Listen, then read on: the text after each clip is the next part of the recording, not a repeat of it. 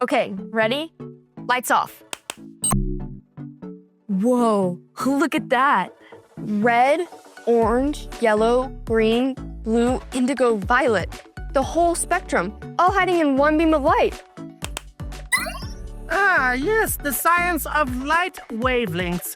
My specialty. Your speciality? Yes, my specialty. Absolutely, different colors of light don't just look different, they can actually make us feel different. You mean like emotion? Yes, exactly. For example, blue light can be calming. Yeah, like a clear blue sky. Yes, and yellow light can make us feel happy. Like smiley face stickers. Yes, and red light can make us feel hungry. Hungry? Yes, hungry. Pizza places use it all the time. Science never lies. Another fun fact, my little life coach cockroach Calvin is unable to see red light. This is why he will never be able to get his driver's license. That and because he's a cockroach.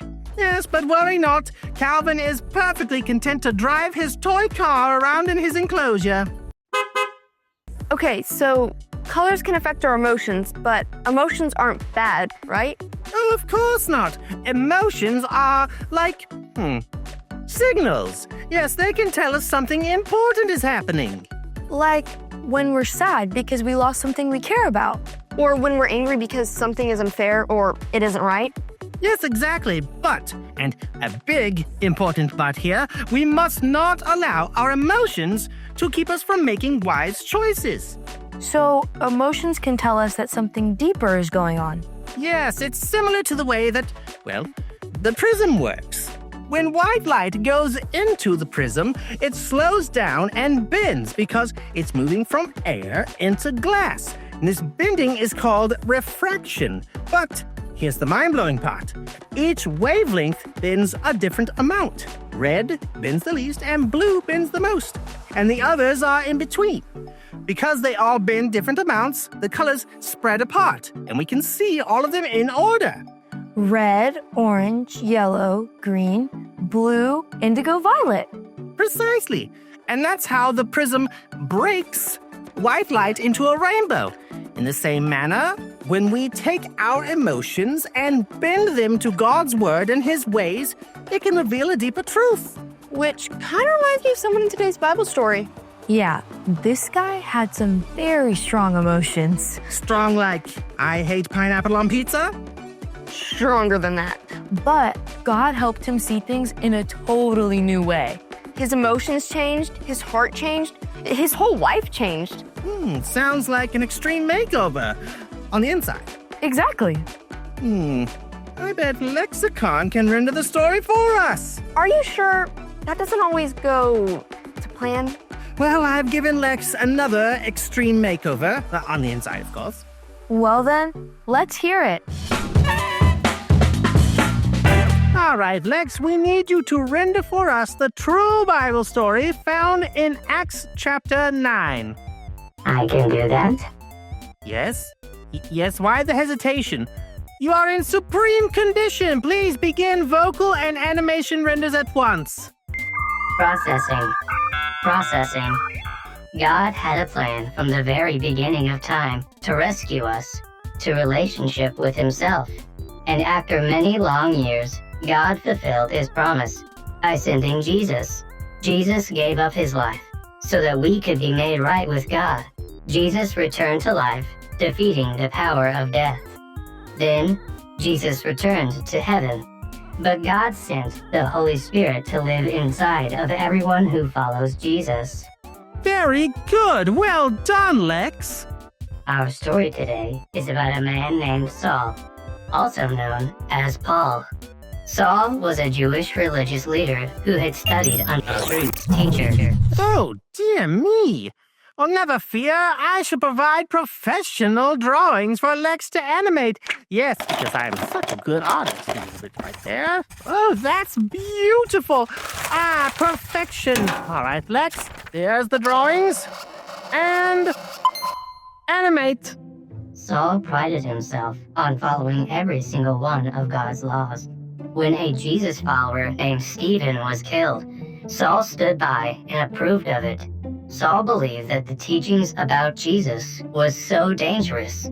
He got permission to travel to other cities and arrest Jesus' followers there. When Saul heard there were Jesus followers in Damascus, he got permission from the high priest to go arrest them.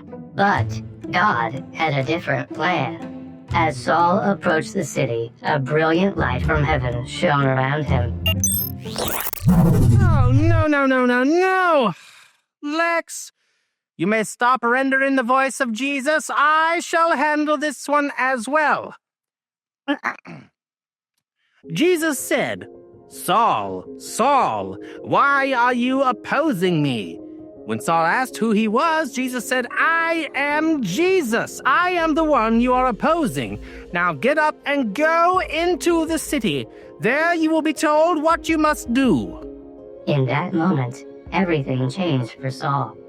He had believed that stories about Jesus coming back to life were dangerous nonsense. But now, he had met Jesus. When Saul stood up, he realized he was blind. His companions led him into the city to the house of a man named Judas, where for 3 days Saul didn't eat or drink anything. At the same time, across town, the Lord spoke in a vision to a Jesus follower named Ananias. Jesus said, Go to the house of Judas on Straight Street. Ask for a man from Tarsus named Saul.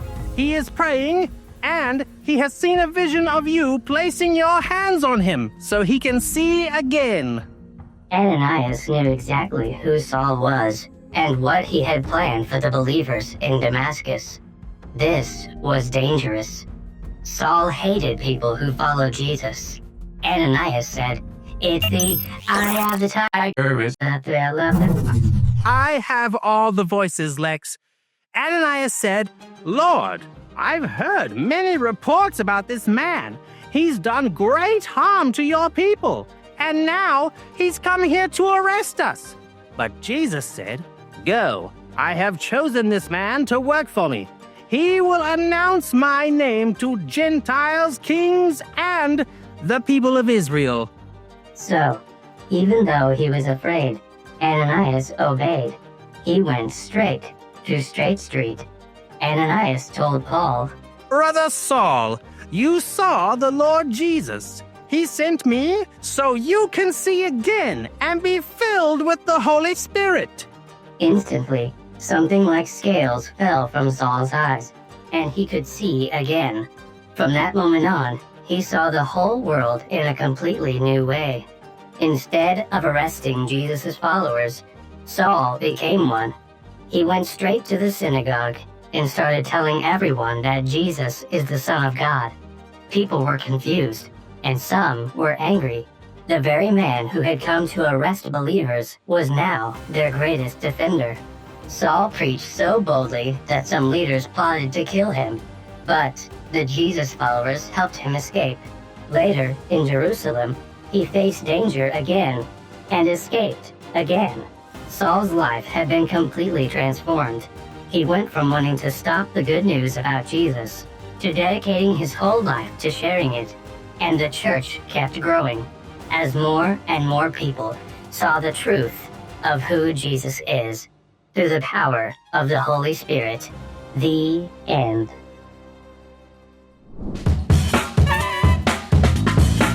Wow. Saul went from hunting down Jesus' followers to being one of them.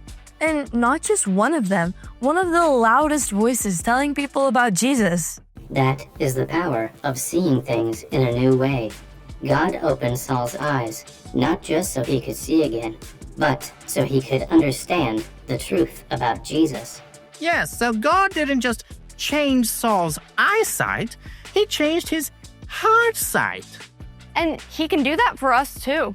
We all have times when we need God to help us see things differently. Whether it's a hard situation, a person we disagree with, or something we just do not understand, God can help us see things in a new way. So here's the thing. God can help you see things in a new way, no matter what you're feeling on the inside. And when he does, you can live and love like Jesus. He can change your eyesight and your heart sight.